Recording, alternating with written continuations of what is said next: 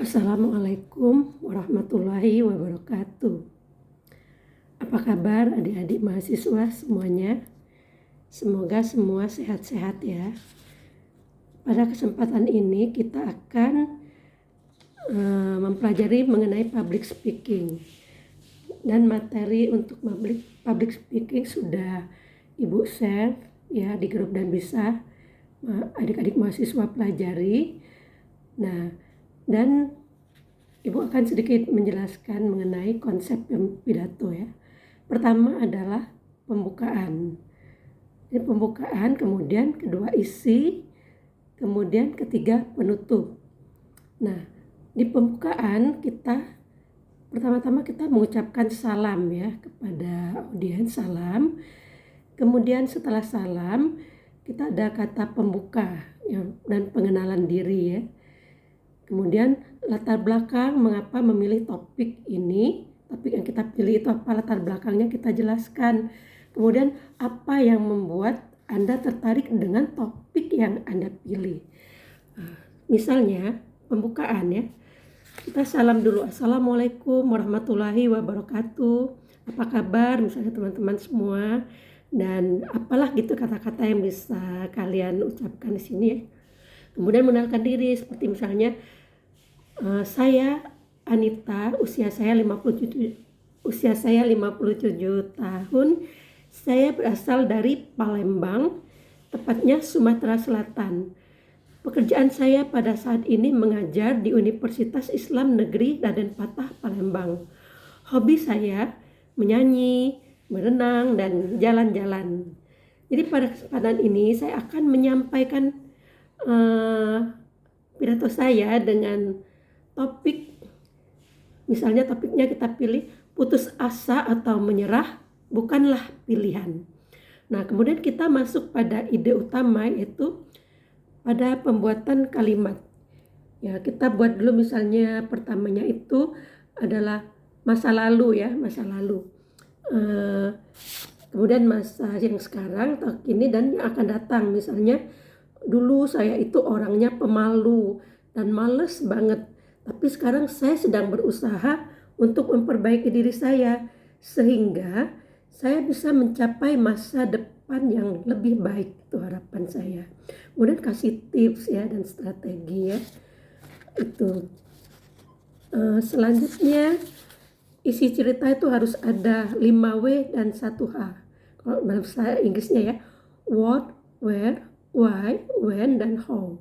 Misalnya what, apa yang akan kita bicarakan, terus isinya itu, kemudian kejadiannya di mana, where, kemudian why, mengapa kita pilih ini, mengapa gini, misalnya ada itu ya, who, gitu. Siapa yang ada dalam cerita kita itu, kemudian when, mengapa ya, kemudian how, bagaimana ya, harus bagaimana kita menyelesaikan atau mengatasi semua masalah di situ ya.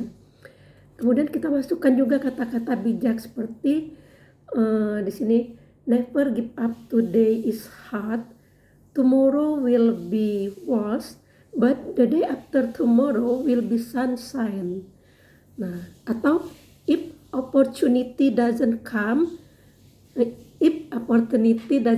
to you, then crash it. Nah, begitu ya, ada kata-kata bijaknya. Kemudian selanjutnya penutup. Kita mereview kembali, kemudian juga supaya ada interaksi dengan audiens, kita beri pertanyaan pada audiens supaya ada tanggapan ya, cerita yang pidato yang sudah kita berikan itu dimengerti atau tidak oleh audiens kita. Nah, seterusnya kita memberikan ajakan, misalnya marilah kita terus bersemangat dan percaya diri untuk mengejar cita-cita kita supaya masa depan kita menjadi cerah. Nah, kemudian kita kasih contoh ya, orang-orang yang terkenal atau tokoh yang hidupnya berhasil. Nah, kemudian ada lagi ya, untuk menyampaikan ini saya rangkum ya dengan kata pasti, yaitu untuk bisa tampil semangat berbicara dalam presentasi, itu pertama kita harus pahami ya. Pahami apa materi yang akan kita sampaikan. Jadi kemudian karena kita sudah paham dengan materi yang akan kita sampaikan, kita pelajari apa saja apa yang bakal ditanyakan orang misalnya, kita pelajari dan kuasai. Jadi di situ akan timbul rasa percaya diri kita waktu maju ke depan. Nah kemudian arah A-nya ya, pasti kan P sudah tadi, kemudian A itu arah pandangan. Arah pandangan kita melihat pada audiens ya, lihat ke wajahnya, ke matanya ya, biar kita bisa berinteraksi langsung. Kemudian suara kita memegang peranan penting di sini, penekanan kata, intonasinya ya yang jelas gitu ya. Jadi kalau suaranya misalnya tidak jelas dan misalnya kurang kuat atau bagaimana, itu tidak akan menarik dan tidak akan mendapat perhatian dari audiens. Kemudian T. Nah, T sini ada kita adakan tanya jawab kepada audiens ya, supaya kita tahu apa yang materi yang kita sampaikan tadi sudah dimengerti atau belum oleh audiens kita. Kalau misalnya tidak ada yang bertanya, nah mungkin ada sesuatu ya, something wrong ya.